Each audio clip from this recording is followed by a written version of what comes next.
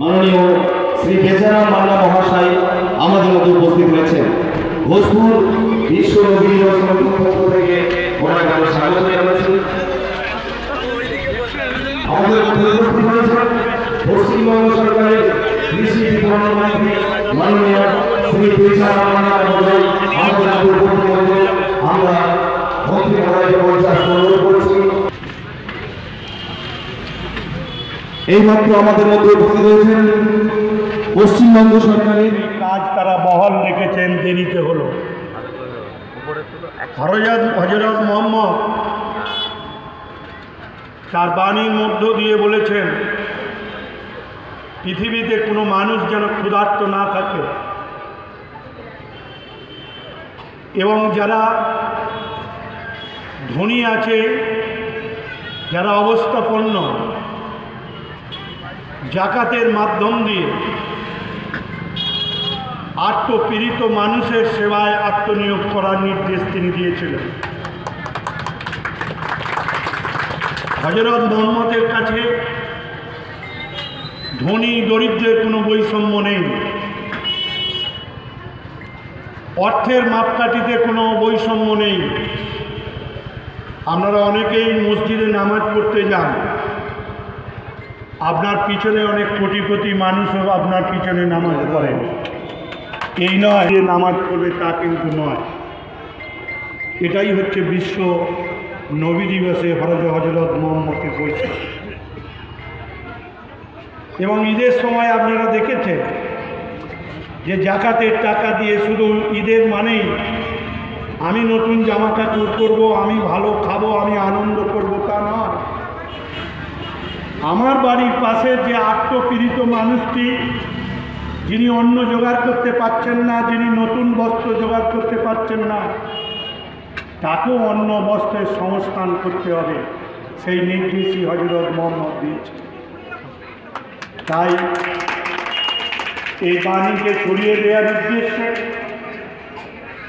হযরত মুহাম্মদের বাণীকে বাস্তব রূপ দেওয়ার ক্ষেত্রে বিশ্ব নবী দিবস কমিটি তারা প্রতি বছরই কাজ করে।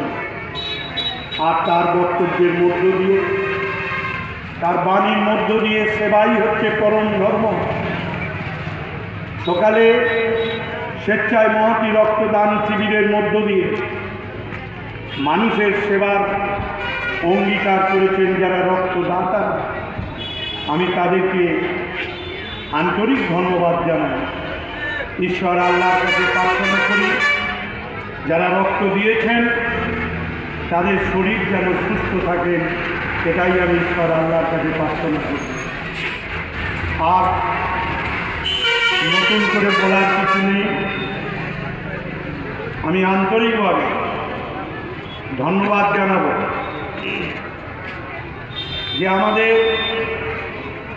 খানাকুল থানার বড়বাবু সহ তার সামগ্রিক টিম যেভাবে বন্যা পীড়িত মানুষের পাশে দাঁড়িয়েছেন, এবং মুখ্যমন্ত্রী দেয়া ত্রাণকে যেরকম পৌঁছে দিতে পেরেছেন এবং দুর্গত মানুষকে নিরাপদ স্থানে তুলে আনতে পেরেছেন জীবনের ঝুঁকি নিয়ে, সেজন্য আমরা সকলকেই বলবো যে তাদের জন্য একবার জোরে করতালি দিয়ে আপনারা অভিনন্দন। যেন পুলিশ, একটা টাইম পুলিশ শুনলেই মানুষ ভয় পেত, বাঘে ছুলে 18 ঘা আর পুলিশ ছুলে 100 ঘা, আগের লোকের ধারণা ছিল। আমাদের রাজ্যের মাননীয় মুখ্যমন্ত্রী তিনি 2011-র পর থেকে পুলিশকে আর মানুষ ভয় খায় না, মানুষ পুলিশকে সমাজসেবা হিসেবেই দেখছে। এই কাজটাই যাতে ভালোভাবে করতে পারে, সেজন্যই ঈশ্বর আল্লাহর কাছে প্রার্থনা করি। আপনারাও সহযোগিতা করবেন, এটাই হচ্ছে সম্পর্ক। 4.5 লক্ষ জনগণের কাছে 40 জন পুলিশ অফিসার বা কর্মী অত্যন্ত নগণ্য। কখনোই কিন্তু 40 জন পুলিশ দিয়ে 4 লাখ লোককে কখনো আটকানো যায় না। কিন্তু পুলিশ এবং মানুষের সম্পর্ক যত সুদৃঢ় হবে তত জেনে রাখবেন শান্তি ফিরবে, অপরাধ কমবে।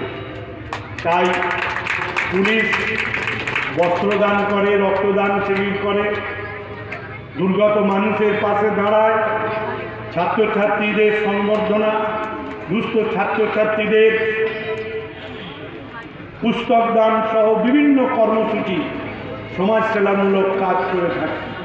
এটাই পুলিশের ভূমিকা হওয়া উচিত, সেটাই করছেন রাজ্যের মুখ্যমন্ত্রীর নির্দেশ। আর নতুন করে বলার কিছু নেই। আমি বিশ্ব নবী দিবস উদযাপন কমিটিকে অনেক অনেক অভিনন্দন জানাবো এবং আপনারাও সকলে ঘোষপুর বিশ্ব নবী দিবস কমিটির পাশে দাঁড়িয়ে তাদের এই মহাতি উদ্যোগ এবং সমাজসেবামূলক কাজের পাশে দাঁড়িয়ে আপনারা সকলেই সহযোগিতা করবেন। আমি এইটুকু শুধু আহ্বান করে আজকের এই অনুষ্ঠানে যারা আমার পিতৃতুল্য অব্যাতুল্য মানুষ রয়েছেন, অগ্রজ যারা রয়েছেন, মায়েরা যারা এসেছেন, আমি তাদের প্রত্যেককে শ্রদ্ধা, সম্মান, প্রণাম, সালাম, আদাব জানাই। সমবয়সী বন্ধুদের ধন্যবাদ, ছোটদের শুভেচ্ছা জ্ঞাপন করি এবং আমরা খানাকুলের মানুষের পাশে রয়েছি। রাজ্যের মুখ্যমন্ত্রী খানাকুলের মানুষের পাশে রয়েছে এবং আপনারা জানেন যে পর্যাপ্ত ত্রাণ খানাকুলে পৌঁছে